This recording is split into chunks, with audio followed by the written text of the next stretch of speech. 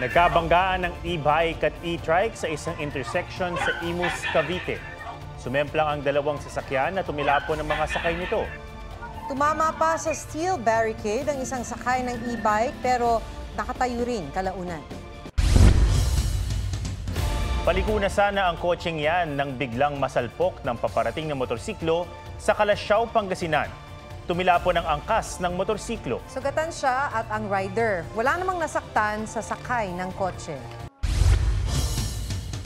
Pagtawid ng puting motorsiklo, sumalpok ito sa paparating na pulang motorsiklo sa National Highway sa Vinsons, Camarines Norte. Bahagyang tumilapon ang angkas ng pulang motor. Dead on arrival siya sa ospital. Sugatan naman ang dalawang rider na nagpapagaling pa.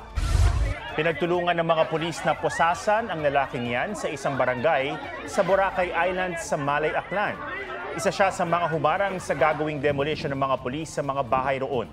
5 residente ang inaresto at na-inquest na. Ayon sa kaanak ng isang inaresto, hindi naman nila nilalabanan ng demolisyon sa kanilang mga bahay. Sinasabi lang daw nila ang kanilang karapatan. Ayon naman sa mga pulis, sumusunod lang sila sa utos ng kanilang sheriff na magposas kung may mangyayaring resistance. Biglang bumagsak ang malalaking tipak ng bato sa kotseng yan sa Taiwan. Mabilis na umatras ang sasakyang may dashcam habang patuloy na bumabagsak ang malalaking bato mula sa bundok.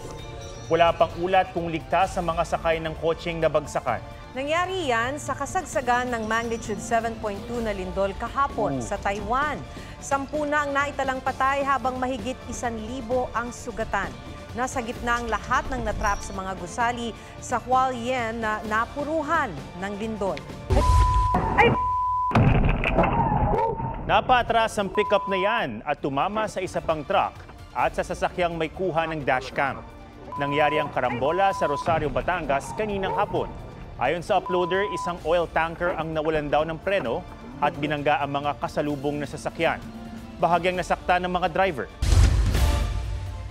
Patawid na ang tricycle na yan nang biglang masalpok ng motorsiklo sa Lipa City, Batangas. Nahulog ang tricycle driver habang ang tricycle umikot at bumangga sa kanya. Muntik ring masagasaan ang rider ng motor na nakadapa sa kalsada. Bumaba ang pasahero ng tricycle at humingi ng tulong. Lasing ang rider ng motor ayon sa mga pulis. Nagpapagaling siya at ang tricycle driver sa ospital.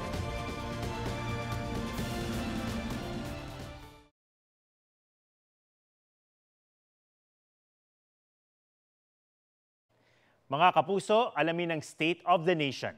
Mag-subscribe sa GMA Integrated News sa YouTube. Sa ating mga kapuso abroad, samahan niyo kami sa GMA Pinoy TV at sa www.gmanews.tv.